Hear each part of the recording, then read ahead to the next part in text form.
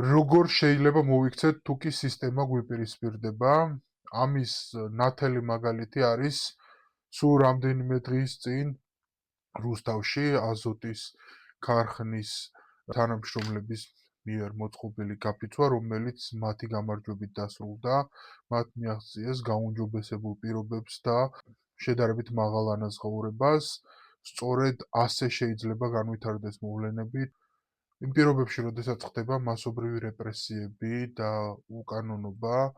და სამართალს ფასი აღარ აქვს, მნიშვნელოვანია ყველამ გავიაზროთ გაფიცვის, როგორც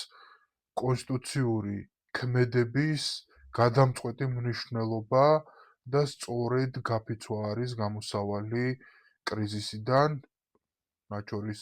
როგორც სოციალური, ისე ეკონომიკური, ისე პოლიტიკური კრიზისებიდან და წარმოიდგინეთ ის ადამიანები, რომლებიც წელიწადზე მეტია, რაც რუსთაველის გამზირზე პროტესტს გამოთქვამენ, იმ მრავალმა ათასმა ადამიანმა, რომელიც პერიოდულად შეგრევებს და მანიფესტაციებს აწყობს, საკუთარ სამუშაო ადგილებზე გაფიცვის ორგანიზების შემთხვევაში და შესაბამისად საყოველთაო გაფიცვის შემთხვევაში